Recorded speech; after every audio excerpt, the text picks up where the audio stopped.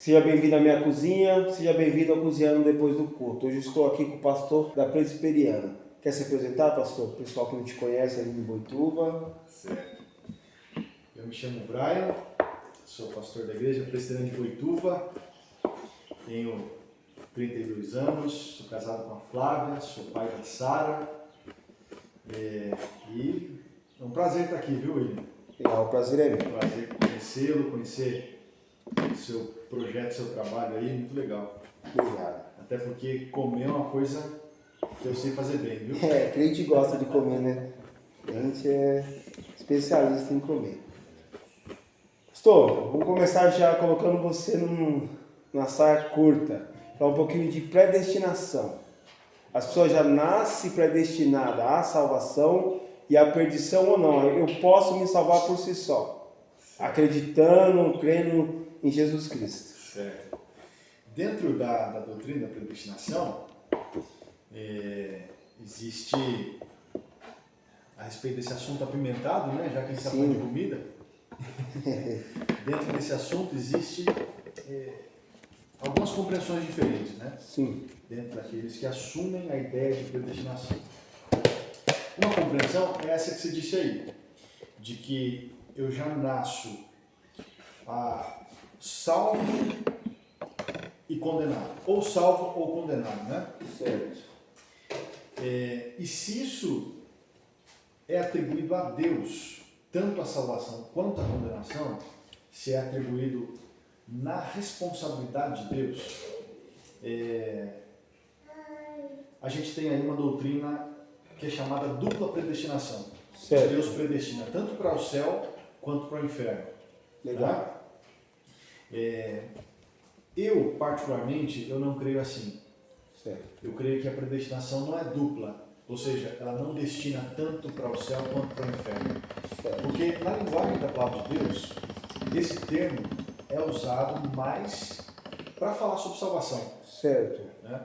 Então dá para definir, como alguns teólogos na história definem, que predestinação é para a glória dos céus, Certo. né? Para a salvação. Então onde entra a condenação aí? A condenação entra antes disso, entra no momento em que o homem cai, em que Adão cai e toda a raça humana cai com ele, né? Certo. O texto é muito claro sobre isso, interessante, né? Ela diz assim, quando Deus fala com Adão e dá a sentença a ele, maldita é a terra por tua causa. Sim. Então, o problema não era só Adão, né? O problema abrangia A terra inteira. tudo aquilo que ele representava, que era inclusive a raça humana. Certo. Então, a queda é aí, né? E aí nós somos encaminhados para a condenação por nossa própria culpa. Ah, sim. Então, nesse sentido, eu creio, vendo a palavra de Deus, eu creio que todos estão destinados para a condenação. Todos estão caminhando para a condenação. Esse é o caminho natural do homem, né? Sim. Nasceu já em condenação, Davi diz, Salmo 51. Nasci em iniquidade, em pecado me concebeu a minha mãe. Sim. Nós nascemos já assim nesse estado caído, nesse mundo de condenação, nesse mundo caído. Então a gente está caminhando para a condenação. Imagina a cena, né? Uma multidão caminhando para um grande abismo. Para um grande abismo. Todo mundo de olhos vendados, de ouvidos tapados, nem sabendo que está caminhando para o abismo. Certo. Aqueles que Deus predestinou para a salvação, ele chega, tira a venda dos olhos, rompe a surdez dos ouvidos e mostra que a pessoa está naquela situação. Então essa pessoa, ela crê em Jesus, se arrepende dos seus pecados, e então é salva pelo Senhor. Né? Então, nesse sentido, a predestinação, ela ensina que quem pode salvar é Deus. sim. É Deus. Sim. Porque o homem está nessa condição de escravo, né? Está nessa condição de cego, de cegueira espiritual. Ele não pode se livrar disso. É Deus quem pode livrá-lo disso. Né? Um escravo não pode livrar a si mesmo. É alguém que tem que dar a carta de alforria para ele. Então, nesse sentido que a gente crê que a predestinação se aplica. Deus nos alcança no caminho de perdição. Então, aquela ideia de dupla predestinação é assim, né? um prato aqui é o céu, outro prato aqui é o inferno. Deus coloca um povo no céu e um povo no inferno. Certo. Acabou. Né? Eu não creio assim. Eu creio que todos estão caminhando para o inferno. Todos. Por conta do pecado, por conta que nós nascemos em pecado. Mas quando a palavra nos diz, por exemplo, Jesus diz em João, eu escolhi vocês, não foi vocês que me escolheram, eu que escolhi vocês. Né? Quando Paulo diz em Efésios, capítulo 1, do verso 3 ao verso 14, né? Que nós fomos predestinados, né? Segundo a vontade daquele que faz todas as coisas conforme a sua soberania, conforme o conselho da sua própria vontade. Jonas diz, né? Naquela oração que ele faz tão marcante, é um salmo ali no meio do livro de Jonas, ao Senhor pertence a salvação. Né? Então, é nesse sentido que nós cremos em predestinação. É que o Senhor nos livra do caminho da perdição, nos escolhendo para isso, e isso vai se evidenciar, obviamente, com arrependimento e confiança em Jesus. Ninguém que é predestinado, segundo Calvino, por exemplo, segundo a doutrina clássica da predestinação, ninguém que é predestinado vai continuar fora do senhorio de Cristo. Não. Deus predestina para que as pessoas estejam em Cristo Jesus. Né?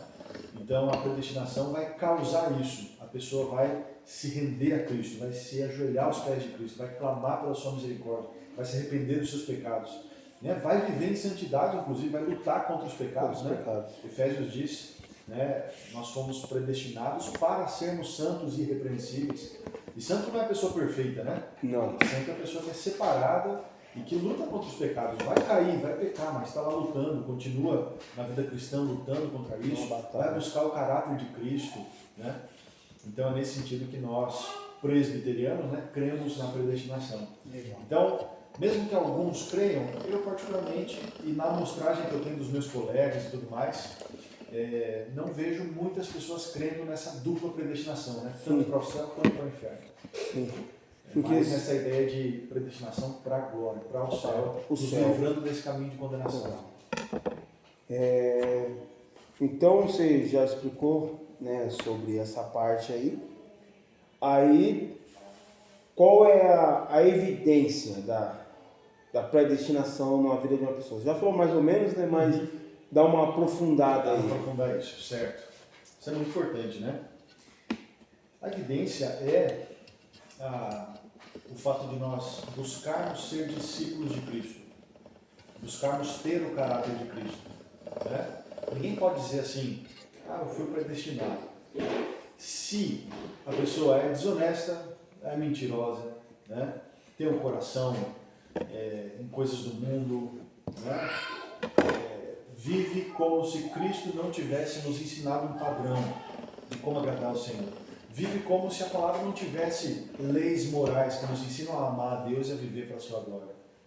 Então, a evidência da predestinação é isso. É alguém que crê no Senhor Jesus e se arrependeu dos seus pecados e vive um processo de santificação. Um processo de adotar, viver o caráter de Cristo, né? Seguir o Senhor Jesus. É aquela famosa frase que o Senhor Jesus disse aos seus discípulos, né? Tomar a cruz e seguir a Ele. Jesus nunca baixou o padrão, né? Nunca baixou o padrão. Essa nunca foi uma palavra dita em forma de convite, sempre foi uma ordem, né? Sempre foi uma ordem. Então, na medida em que nós nos tornamos discípulos de Cristo, conformando a nossa vida à imagem de Deus, a imagem de Cristo, né? Essa evidência vai aparecendo. Entendi. Então, assim, eu creio que essa é a maior obra da vida do homem, né? Qual que é a grande obra de Deus na nossa vida? A salvação. E qual que é a grande obra do homem depois que foi salvo? Ser discípulo do Senhor Jesus. Viver buscando o caráter de Cristo, né? Porque nós não temos o direito, né, de nos considerar cristãos se não há uma mínima busca pelo caráter de Cristo, né? Sim. Isso é uma contradição em termos. Em termos, né? Então a ideia é que é isso que vai evidenciar, é isso que vai dar autenticidade à afirmação, né? Eu sou cristão, eu sou discípulo de Cristo. Legal. Eu costumo usar uma frase, talvez não sei se vai encaixar nisso, mas eu costumo falar que a obra ela não salva, mas ela evidencia a salvação. Exatamente. Então, se não teve obra de transformação de caráter, a pessoa não pode dizer que ela foi salva, né? Porque a partir do momento que você começa a andar com Cristo, tem que haver uma transformação Exatamente. genuína, né? Não é as obras que produzem salvação, é a salvação que produz as obras das nossas vidas, né? Legal. E é por isso que Tiago vai falar, naquele texto bem contundente, né? A fé sem obras é morta. Sim. Né? Porque é uma fé que é só a casca, né? Só a embalagem, não tem nada dentro. Então, a essência, a veracidade da fé vai ser mostrada não pela boca que diz eu tenho fé, Sim. mas pela vida Pela que vida da busca pessoa, né? honrar a Deus. É claro, William, a gente sabe que esse é um processo imperfeito nessa vida, né? Sim. Esse é um processo ainda cheio de pecado, ainda cheio de tropeço, mas também cheio de arrependimento, de confissão, de discipulado, né? De estar junto com pessoas que podem te ajudar, pessoas para as quais você pode compartilhar suas fraquezas. Legal. E tudo mais. Esse é o processo de santificação que não é perfeito, mas a gente sabe que um dia ele vai ser completado perfeitamente, né? Que é a glorificação. Que é a glorificação. A gente fala sempre sobre a pena, o poder e a presença do pecado, né? A gente já foi liberto da pena do pecado. Quem recebeu essa pena foi Cristo na cruz, né? A gente já foi ou está sendo liberto do poder do pecado. Essa é uma luta interna diária, né? Sim. Não é o pecado mais que reina em nós, mas é Cristo. Cristo. Mas isso é uma luta constante, interna, irreconciliável. E a gente vai ser livre da presença do pecado. Então são 3 P's, né? 3 P's. Pena, poder e presença. Legal. É como dar uma explicação simplória, né, sobre o assunto. É como alguém que tivesse uma condenação judicial e Cristo assumiu essa condenação, foi condenado. E como ele foi condenado, nós estamos em Cristo, não podemos ser mais condenados. Exatamente. Porque seria injusto. Deus não vai condenar 2 pessoas a mesma pena. Pessoa 2 vezes. 2 vezes. Né? Seria mais ou menos isso, né? Isso. E aí, o poder do pecado é alguém que saiu da prisão, por exemplo, porque Jesus foi condenado no lugar, mas essa pessoa ainda luta para que viva uma conduta que honre aquele que foi condenado. Aquele que foi condenado no seu lugar. Legal. Honre seu Salvador. Mas um dia, a nossa esperança, a nossa certeza é que a gente vai se ver livre da presença do pecado. O pecado já não existirá, né? Legal. Isso é na glória dos céus. Então, esse ensinamento, ela diverge um pouquinho das outras, de algumas denominações, né? Sim. Porque as pessoas às vezes acreditam que pelo nosso esforço, né, a gente pode ser salvo, né? Tem alguma outra denominação que compartilha da mesma, ou não, é só vocês que pensam assim? Na verdade, que, por exemplo, os pentecostais eles já não pensam dessa maneira, né? Eles pensam que é a maioria. Eu acredito na predestinação, tanto é que eu sou fruto disso, né? Se você me conhecesse anos atrás, você fala assim, não, é impossível esse menino ser... A Fernanda até brinca, que ela me conhece. Eu fui aluno do pai dela, e ela até brinca, vocês são a ciência da predestinação. Então, eu acredito. Eu sou da igreja pentecostal, até brinca me expor o peixe fora da água. Porque às vezes às vezes quando eu tenho oportunidade de falar, eu falo, o pessoal dá aquela olhada, tipo, esse menino deve ser meio maluco. Mas eu acredito, né? Então, assim, eu queria saber se tem alguma outra denominação que compartilha da mesma... Tem outras denominações, né? A igreja presbiteriana não é única nisso. Existe toda uma família, assim, de igrejas pelo mundo que pensam dessa forma, sabe? Que são igrejas bem enraizadas na reforma protestante, sabe? Certo. Então, isso está presente também. Legal. Mas a gente pode citar aqui, né? a igreja luterana, a igreja anglicana, a igreja congregacional, parte da igreja batista, Igreja Batista. né? E algumas comunidades específicas que compartilham dessa mesma fé naquilo que a palavra diz, né? Certo. E assim, a história da igreja tem muitos homens que defenderam isso e homens que foram importantes na história da igreja, né? Sim. A gente fala de Calvino, mas Tem outros, né? muitos outros. E eu diria, para ser justo, né, que o homem que mais falou isso com clareza foi o apóstolo Paulo. Foi o apóstolo Paulo, né? Se a gente olha as cartas de Paulo, toda a base dele para falar sobre a graça de Deus é a soberania de Deus. É a soberania de Deus, né?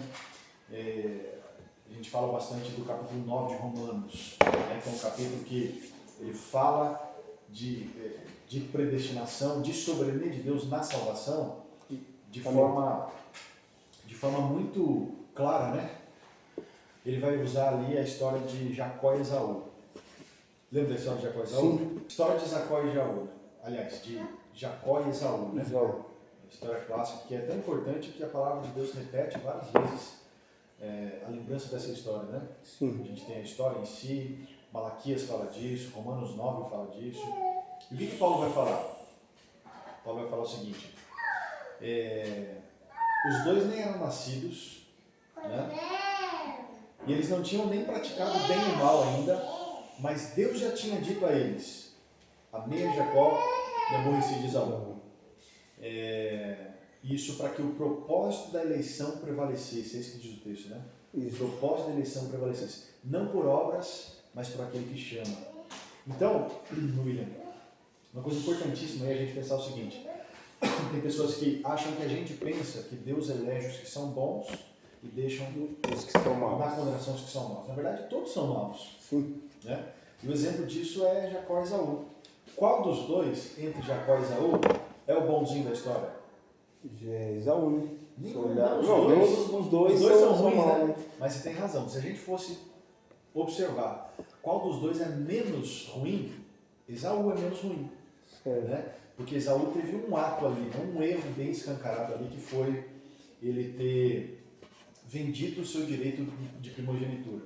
Estava com fome, chegou de um tempo de trabalho e vendeu o seu direito de primogenitura por um prato de comida. Certo? Foi uma coisa meio na impulsão ali, né? Sim. Jacó planejou isso. Jacó fez a proposta de vender, de comprar, né, o direito de primogenitura. Se fantasiou de Esaú, enganou seu pai que era cego, arquitetou o engano com a sua mãe. Ou seja, o pior dos dois ali com certeza é Jacó. Mesmo assim, Deus amou Jacó e se aborreceu de Esaú. Isso quer dizer que, é o que Paulo diz mesmo, né? Não é por obras, mas é por aquele que chama, pelo propósito da eleição. Paulo vai continuando a falar sobre isso, e ele lembra de Faraó, inclusive, né? Dizendo assim: Deus endurece a quem quer e Deus tem misericórdia de quem quer. Sim. Né? No final das contas, a questão é: Deus salva aqueles a quem Ele deseja. Sim. É difícil a gente engolir esse tipo de coisa. Se você olhar assim, humanamente, dá a impressão de Deus mal. Deus criou todo mundo, mas Ele escolheu alguns e outros não. Sim. Né? Pastor, se eu estiver errado, você me corrige. Tá. Eu costumo, quando eu questiono isso, quando alguém me diz: mas como assim Deus criou alguém para ser condenado? Minha esposa, ela sempre questiona, fala assim: não tem lógica. Aí eu sempre eu sempre falo para ela: se eu estiver errado, você me corrige. Nós vivemos no Cronos, Deus no Kairos. É como ele tivesse visto como eu vou morrer. Então ele sabe como que eu vivi. Não é mais eu estou errado sobre a predestinação. Essa é uma teoria, mas ainda assim a gente não segue essa teoria. Não segue. Mas é uma teoria. É uma das explicações que se dá sobre a predestinação. Entendi. Por que a gente não segue isso? Qual que é a lógica, né, que faz com que a gente pense diferente? Em Efésios 2, a Bíblia diz que o homem é salvo pela fé, né? Certo. Mas essa fé vem de quem? Fé vem de Deus. Vem de Deus, né? O próprio Deus. Exatamente. Né? Efésios 2. Nós somos salvos pela fé, mas essa fé não vem de nós, para que ninguém se glorie, Sim. mas vem de Deus. Vem de Deus. Então quem dá a fé é Deus. Certo. Joia. Se quem dá a fé é Deus, não faz sentido que Deus olhe na linha da história assim e veja, aqui ele teve fé, eu vou salvar ele. Certo. Por que não faz sentido isso? Porque quem deu a fé para ele Foi o próprio Deus. né? Então é nesse sentido que a gente pensa diferente nessa apreciação da história. E mais uma vez, voltando lá para Jacó e Esaú, a ideia seria né, Deus olhando a história para saber como as pessoas vão viver, e lá no fim, ele sabendo todo da história, sabe quem vai ser salvo e quem não vai, né? Ou decide por isso. Mas aí que tá. Se fosse por isso, Jacó seria condenado. Ah, sim. Né? E Esaú salvo. Especialmente pela ordem, né? Pela vida dos dois. Certo. Pela apreciação da vida dos dois. Mas não é isso que acontece. Não. Acontece o contrário. Então, o argumento de Paulo em Romanos 9 vai ser o seguinte, né? Deus é Deus. Ele não deve nada a ninguém. Deus não deve nada a nós. Sim. E nós não temos direito nenhum diante de Deus. Normalmente, as pessoas questionam assim, como Deus pode deixar que as pessoas se condenam sem fazer nada por isso, né? Sim. Normalmente, o pressuposto, o que está por trás desse pensamento, dessa afirmação, é o seguinte: a gente merece alguma coisa. Sim. Deus. Deus deve essa salvação para nós. Sim. E Paulo vai dizer o contrário, né? Deus não nos deve nada, Deus não merece nada. Então, o que ele faz quando dá a salvação para nós não é injustiça, é graça. É graça. E ele dá a quem ele quer, né? Então, assim, é difícil de engolir isso. E aí, assim, isso eu creio que todos, né? Sendo presbiterianos ou não, é difícil de engolir isso, porque isso faz com que a gente tire das nossas mãos qualquer gerência sobre a salvação. Ah, sim. Né? Eu falo isso também. Que nós temos mania de achar que nós estamos no controle da salvação, né? Então, o que eu fizer de bom vai me levar para o céu, o que eu fizer de mal vai me condenar. Mas, na verdade, isso só pertence a Deus. A gerência disso é do Senhor, né? Deus quem tem jurisdição sobre isso, é Deus quem tem poder sobre isso. Essa noção é muito importante, né? Deus não me deve nada, eu não tenho direito nenhum de Deus, né? A única coisa que eu mereço é condenação. E quando eu entendo essa minha condição, eu passo a entender melhor quem é Deus, né? Passo a entender melhor sua soberania, passo a entender que Deus, quando usa de misericórdia, não tendo o dever de fazer isso, mas faz isso tão somente para mostrar a glória da sua graça, a coisa muda de figura, né? A coisa muda de figura. Mas assim, são coisas profundas da palavra de Deus. Você conhece o grande Augusto Nicodemos? Quem? Pastor Augusto Sim, Nicodemos? sim. Às vezes eu escuto algumas coisas dele. Ele fala muito isso e é interessante, né? Esse é um assunto que a gente nunca vai compreender completamente. A gente vai dizer assim, agora eu entendi tudo, agora está fechada a questão, né? Até no final de uma aula sobre isso, numa igreja, assim, ele fala, entenderam, meus irmãos? Vocês entenderam tudo isso? Aí alguns falam, não entendemos, tudo mais, está tudo entendido.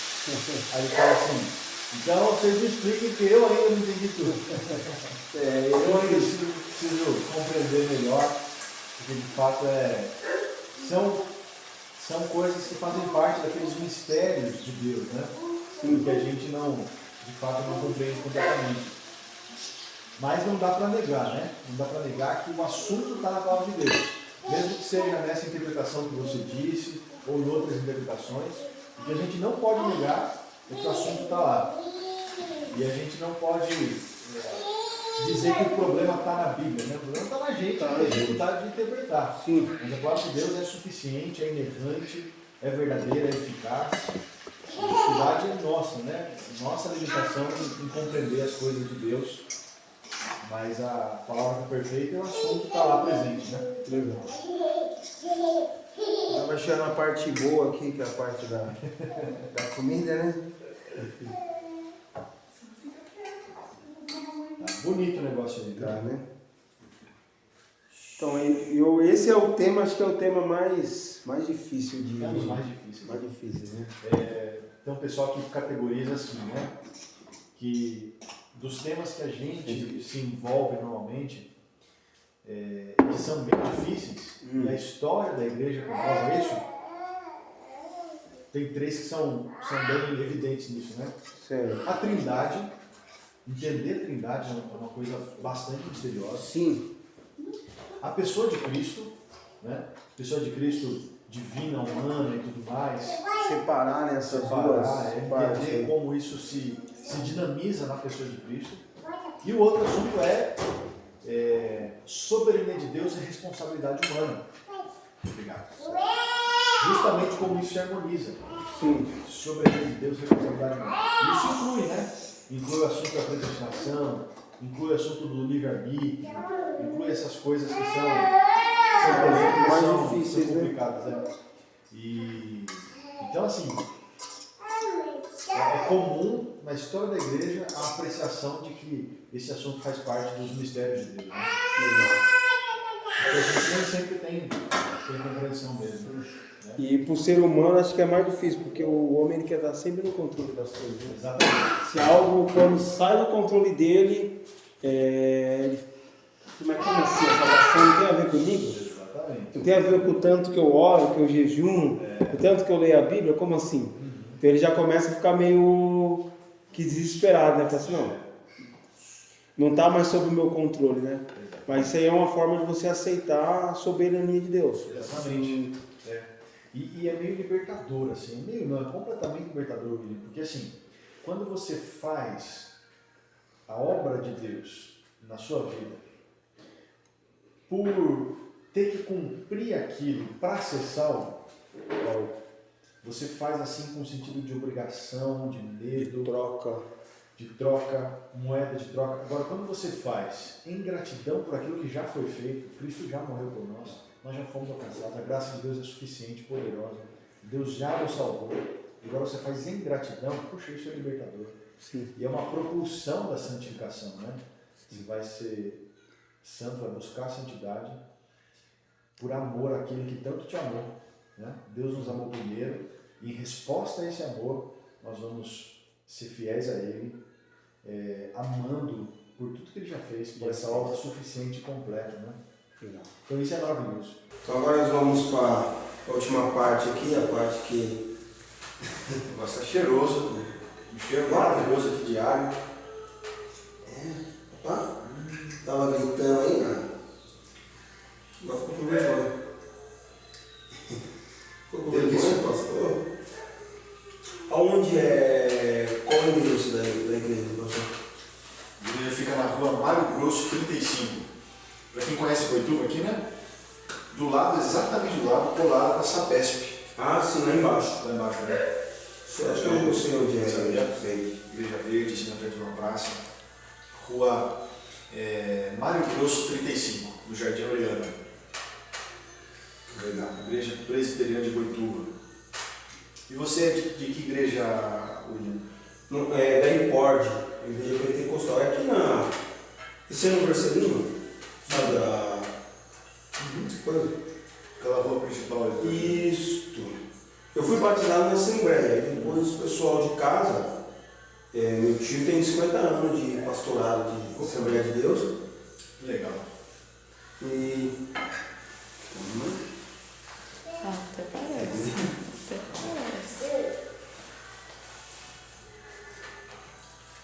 Nós vamos ficando por aqui. Graças e paz. Até o próximo Cozinhando Depois do Culto. Espero que você tenha gostado do papo bati com o pastor Brian. E até a próxima. Quer falar alguma coisa? Deus abençoe, gente. Um prazer, William. Obrigado, viu? Obrigado, pelo convite, pela oportunidade, conhecer você e sua família. Deus abençoe você, Deus abençoe esse projeto, o seu trabalho, a sua vida. Que seja uma bênção aí onde chegar. Amém. E para mim está sendo uma bênção aqui, viu? Que delícia esse negócio aqui, William. Obrigado. Pode cortar.